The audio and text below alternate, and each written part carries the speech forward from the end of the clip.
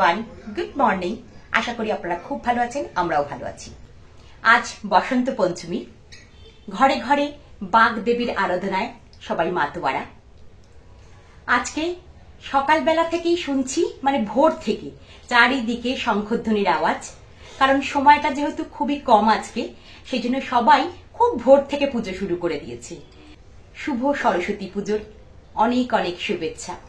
যখন ভিডিওটা পোস্ট হবে তখন হয়তো সরস্বতী পুজো হয়ে যাবে, তাও সরস্বতী পুজোর অনেক শুভেচ্ছা দিয়ে আজকের দিনটা এখন থেকে শুরু করলাম। জয় জয় দেবী চরাচর সারি, কুচো যুগ শোভিত মুক্তাহারি, বীণা রঞ্জিত পুস্তক হস্তে, ভগবতী ভারতী দেবী নমস্তুতে। আজকের এই মন্ত্র সকালে উচ্চারণ না করলেই নয়, তাই এই মন্ত্র দিয়েই আজকের সকাল শুরু হলো। আজকে সারাদিন কি কি আমি করব সবটাই আপনাদের সাথে শেয়ার করব। ও আর একটা কথা, আপনারা যারা আমার ভিডিও দেখেন, যারা বন্ধু হয়েছেন, তারা একটু কমেন্ট করবেন। তা না হলে আমি শক্তি পাবো কোথা থেকে? আপনারা কিছু লিখলে, কিছু জানালে, ভালো হলো না খারাপ হলো, বা আপনারা কি কি দেখতে চাইছেন আমার কাছ থেকে, সেগুলো একটু লিখে জানান। তখন মনে হবে আপনাদের সাথে আমার বন্ধুত্বর সফলতা বাড়ছে, আপনাদের সাথে আমার মনের মিল হচ্ছে। এখন থেকে তাহলে ভিডিওটা শুরু করছি, আশা করি আপনাদের ভালো লাগবে।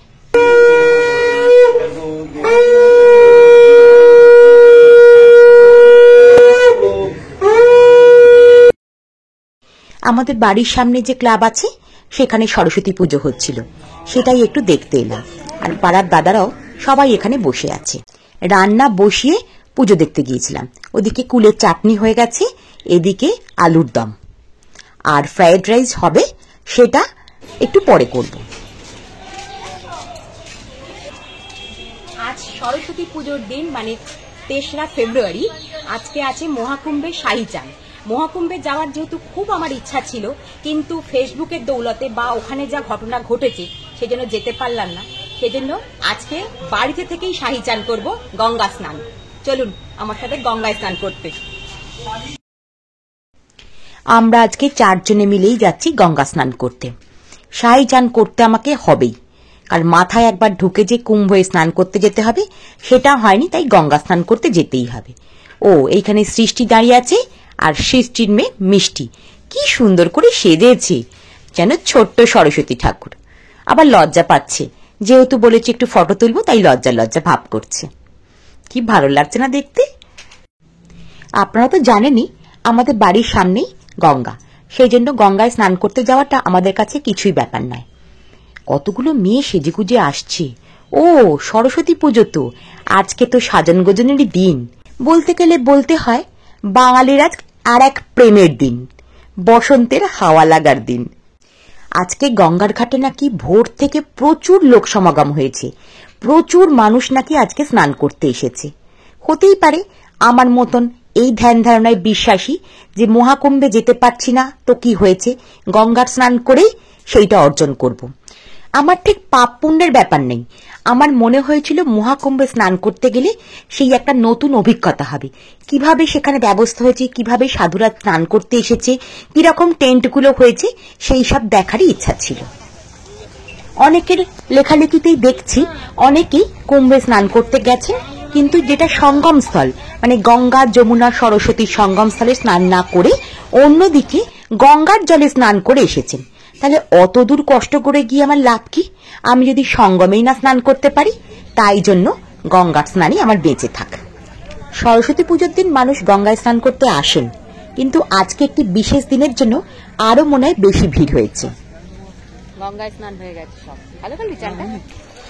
আমরা এখন শাহী চান করে ফিরছি।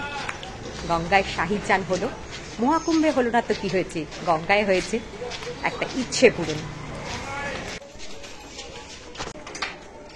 আমরা গঙ্গা স্নান করে বাড়ি চলে এলাম। পুজো আচ্ছা তো অনেকক্ষণই সেরে ফেলেছিলাম, কিন্তু আজকের পুজোর বিশেষ প্রসাদটা দেখানো হয়নি, বীরখুন্ডি আর কদমা। আপনারা কেউ কি ভালোবাসেন এইগুলো খেতে? ভীষণ মিষ্টি, আমার একদম ভালো লাগে না। সব রান্নাগুলোই সেরে গিয়েছিলাম, কিন্তু ফ্রাইড রাইসটা করা হয়নি, তাই অল্প তেল ঘিতে সবজিগুলো ভেজে নিয়েছি, কাজু কিশমিশ দিয়ে দিয়েছি, আর ভাতটা এখানে করে রেখে গেছিলাম। একটু নেড়ে চেড়ে মশলা দিয়ে নামিয়ে নিলে আমার আজকের ফ্রাইড রাইস তৈরি হয়ে যাবে। আজকের কোনো রান্নাই আপনাদের সাথে শেয়ার করিনি, এইসব রান্নাগুলো আমি আগেও দেখিয়েছি। আর একটা জিনিস দেখানো হয়নি, আমি করেছি শাহী পনির। আজকে শাহী চান, শাহী পনির, সব শাহী শাহী ব্যাপার। আজকে আমাদের বাড়িতে সরস্বতী পুজোয় কিন্তু আগে খিচুড়ি হতো। আমার শ্বশুর মশাই আর কর্তা দুজনে মিলে এই খিচুড়িটাকে বদলে ফ্রাইড রাইসে পরিণত করেছে। সেই জন্য আজকে হয়েছে ফ্রাইড রাইস, ছোট ছোট আলুর নিরামিষ আলুর দম, শাহী পনির, এতে একটু কাসুরি মেথি দিয়ে ফ্লেভারটা একটু অন্যরকম করেছি, আর কুলে বেগুনের চাটনি। এটা আমাদের শ্বশুর বাড়িতে করতে হয়। আজকে ছিমছাম নিরামিষ মেনু, কিন্তু খুব সুন্দর মেনু। আকাশের দিকে তাকিয়ে দেখুন, কিছু ঘুড়ি উঠছে, দেখানোর চেষ্টা করছি। আকাশে কিন্তু আজ অনেক ঘুড়ি উঠছে। স্নান করে খুব খিদে পেয়ে গেছিল, খেয়ে দিয়ে এই ছাদে এলাম। এখন বাজে বিকেল 4টে। সরস্বতী পুজোয় দারুণ ঘুড়ি উঠছে। আমাদের এখানে সরস্বতী পুজোতেই ঘুড়ি ওড়ে, মকর সংক্রান্তিতে খুব একটা ঘুড়ি ওড়ে না। আজকে গঙ্গায় স্নান করে খুব ভালো লাগলো। প্রচুর মানুষজন চান করতে গিয়েছিল, শাহী চান বলে কথা। সেই রকম চান ধান করলাম, তারপরে খাওয়া দাওয়া সেরে এই ছাদে একটু এসেছি ঘুড়ি দেখতে। একটা ঘুড়ি পেয়েওছি।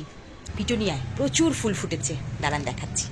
এই যে আমার পিটুনিয়া গাছের এই একটা ফুল, এই দুটো ফুল ফুটেছে, আরও একটা, আর এই একটা ফুল। পিটুনিয়া গাছের ফুলের রঙগুলো কিন্তু অসাধারণ হয়।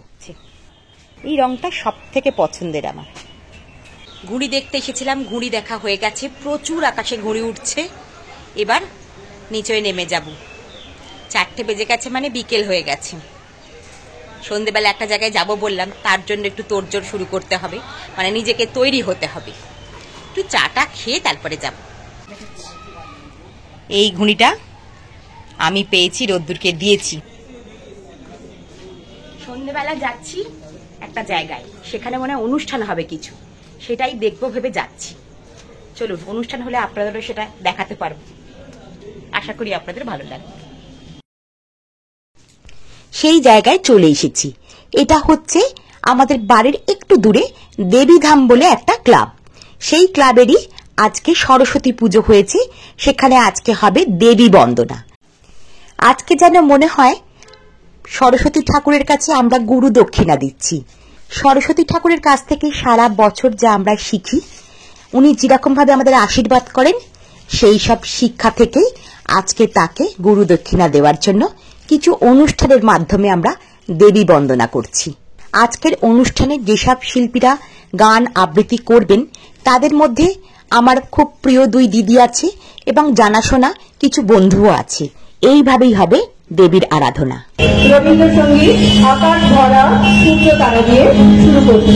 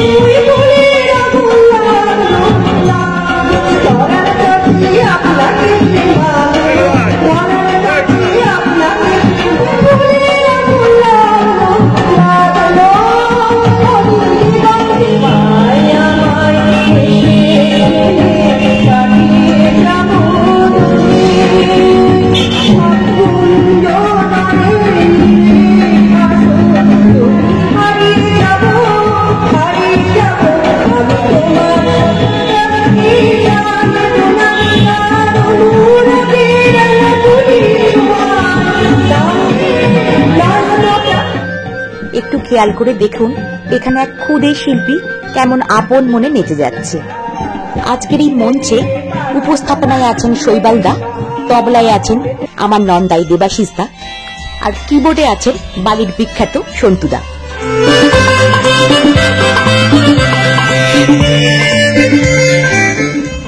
এখন মঞ্চে ঝংকার গোষ্ঠী মাউথ অর্গান বাজিয়ে সকলকে আনন্দ দিচ্ছে। এই মাউথ অর্গান বাজাচ্ছে তার মধ্যে এক দিদি আছে, আমাদেরই খুব প্রিয় দিদি রীনা দিদি। আর প্রথম যিনি গান গাইলেন আজকের মঞ্চে উনি হচ্ছেন আমার আর এক প্রিয় দিদি রাত্রি দিদি। খুব সুন্দর গান করেন কিন্তু। আমাদের এই মঞ্চে আজকে গান বাজনায় কিন্তু সবাই আনন্দ পাচ্ছেন এবং লোক সমাগম কিন্তু খুব বেশি পরিমাণে হয়েছে। এখানে আমার এক পরিচিত বা বন্ধু মুনমুন এসেছে আবৃত্তি করতে। বাচিক শিল্পী মুনমুন সমাদ্দার, সঙ্গে প্রগতি ঘোষ। প্রথম নিবেদন বিদ্যাসাগর, কলমে বুদ্ধদেব বসু, কণ্ঠে বলতে পারো সরস্বতীর মস্ত কেন সম্মান, বিদ্যে যদি বলো তবে গণেশ কেন বঞ্চান। সরস্বতী কি করেছেন মহাভারত লেখেননি, ভাব দেখে তো মনে হচ্ছে তর্ক করাও শেখেননি। তিন ভুবনে গণেশ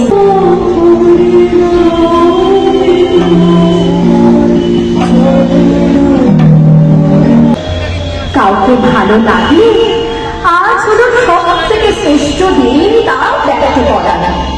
তাই জয়ন্ত সরকার মহাশয়কে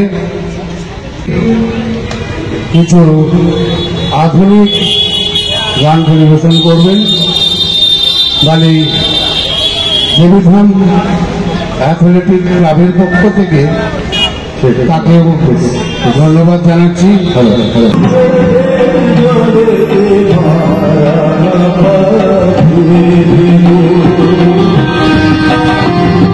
যার কথা একটু আগেই বললাম, এই যে সামনে যে ভদ্রলোক কিবোর্ড বাজাচ্ছেন ইনি হচ্ছেন সন্তুদা।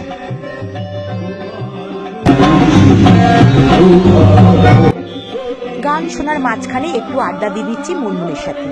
এরা কিন্তু আগের দিনের পিকনিকে আমাদের সাথে গিয়েছিল। বন্ধুত্ব অল্প দিনের হলেও বন্ধুত্বটা বেশ ভালোই জমে গেছে আমাদের সকলের সাথে। এবারে শিল্পী এবং শেষ শিল্পী রেমিলা। এই মেয়েটির গান শুনুন, অসাধারণ গলা।